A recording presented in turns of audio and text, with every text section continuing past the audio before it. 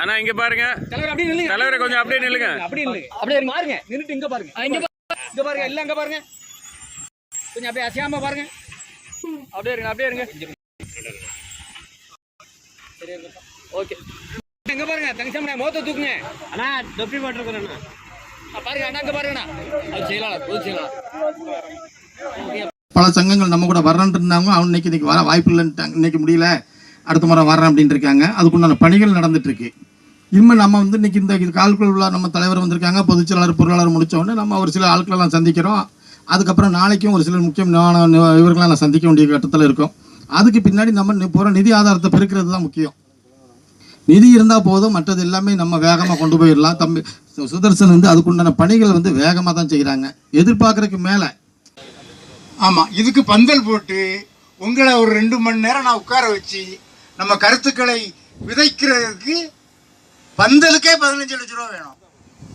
நான் மாங்காட்டு சங்கம் அன்னைக்கு தலைவர் பேசினார் இல்லையா, அவங்க நிகழ்ச்சி போன வாரம் நடந்தது. மொத்த பட்ஜெட் நம்மளுக்கு 1,20 லட்சம் ரூபா ஆகுது. மொத்த உணவு மண்டலமாக கடந்த ஆட்சியாளர்கள் மாற்றி அமைத்தார்களோ அதே போல கோவைமுத்தூரை தொழில் பாதுகாப்பு மண்டலமாக அறிவித்து விட்டோமானால் எந்த விதமான தடங்களும் நம்ம வர்த்தகத்துக்கோ தொழிலுக்கோ எதுவுமே தடங்கள் இருக்காது. ஒரு மான்சர் சிட்டி மாதிரி இந்த கோவை மண்டலத்தை நாம் கொண்டு வந்தோமானால் அதற்கு அது வழி காட்டக்கூடிய அளவிற்கு இந்த மாநாட்டை நாம் நடத்த. சுதேசி வணிகங்கிறது நம்ம தமிழ்நாடு வியாபாரி சங்க பேருடைய கொள்கை. சுதேசி கொள்கை தான் இந்திய பொருளாதாரத்தை வளர்க்கும். ஏன்னா நாமளே விளைய வச்சு நாமளே விற்பனை செய்து நாமளே உண்பது தான் சுதேசி. விளைய வைக்கிறதும் வெளிய நாட்டில் வாங்கிக்கிட்டு விற்பனை செய்கிறதுக்கும் வெளிநாட்டில் உள்ளவனை கூப்பிட்டுக்கிட்டு திங்கிறது மட்டும் நீ தின்னு சொன்னால் அது விதேசி. சாதாரண கொய்யாப்பழம் கொண்டு வெளிநாட்டிலேருந்து இறக்குமதி ஆகுது. அதுதான் நம்மளை அழிக்கிற, விவசாயத்தை அழிக்கிற சக்தி. அதே மாதிரி சில்லறை வியாபாரம் பண்ணுறது பாருங்கள், பக்கத்தில் டிமார்ட், ரிலையன்ஸு, இப்படி சில்லறை வியாபாரம் பண்ணுறதுக்கே வெளிநாட்டிலேருந்து கடைகளை இறக்குமதி பண்ண வேண்டியிருக்கு. இங்கே இருக்கிற லட்சக்கணக்கான பேர் தொழில் இல்லாமல் உட்கார்ந்துக்கிட்டு இருக்கும்போது வியாபாரம் பண்ணுறதுக்கும் நீ வெளிநாட்டிலேருந்து ஆட்களை கொண்டு வரியப்பா, அது விதேசி அப்படின்னு நாம் அரசுக்கு சொல்கிறோம். நம்ம கஷ்டப்படுறோம், நம்ம உழைக்கிறோம், நம்ம சாப்பிட்றோம், நாம் முன்னணியில் போகிறோம். அதுதான் சுதேசி. மாநாட்டில் முக்கியத்துவம் வெளிநாட்டு பொருளை நிராகரிச்சிருவீங்களா? நிராகரிக்கிறோங்கிறது இல்லை, வெளிநாட்டு பொருளும் வேணும். ஆனால் அந்த வெளிநாட்டு பொருளை இறக்குமதி பண்ணுறதும் நாமளாக இருக்கணும், அதை விற்பனை செய்கிறதும் நாமளாக இருக்கணும். விற்கிறதுக்கு அவன் தேவையில்லைங்க அப்படிங்கிறது தான் சுதேசி. மாநாட்டில் என்ன முக்கியமான தீர்மானம்? இந்த மாநாட்டை பொறுத்த அளவுக்கு இந்த சுதேசி வணிகத்தை அழிக்கக்கூடிய அளவிற்கு எந்த அரசியல் கட்சியும் தயாராக இருக்குது. இவனை அழிச்சிடணும், அதில் எல்லாருமே தயாராக இருக்காங்க.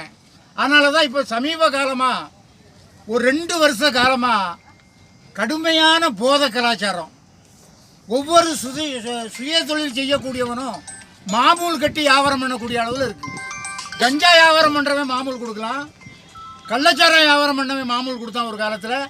ஆனால் இன்னைக்கு மளிகை கடை நடத்துகிறவன் மாமூல் கொடுக்க வேண்டியிருக்கு, காயலாங்கடை நடத்துகிறவன் மாமூல் கொடுக்க வேண்டியிருக்கு.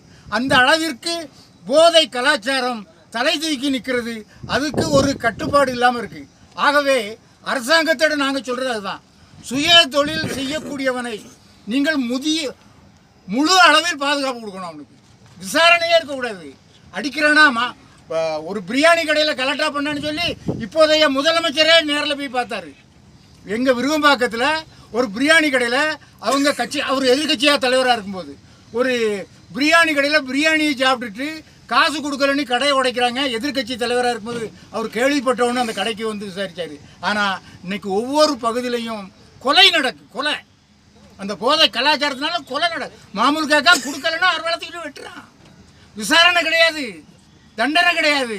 ஆகவே அந்த தண்டனையை விசாரணை இல்லாமல் என்கவுண்டர் பண்ணி, இல்லைன்னா சட்டம் உடனே குண்டாஸ் போடுங்க அப்படிங்கிறது நம்ம இந்த மாநாட்டில் தீர்மானம் ஒன்று.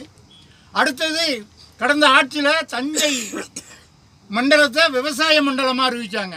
அதே போல் ஒருங்கிணைந்த கோவை மண்டலத்தை தொழில் பாதுகாப்பு மண்டலமாக அறிவிக்க வேண்டும் என்பதுதான் எங்களுடைய முக்கியமான தீர்மானம். அதையும் இந்த மாநாட்டில் முக்கியமான தீர்மானமாக வைக்க இருக்கோம்.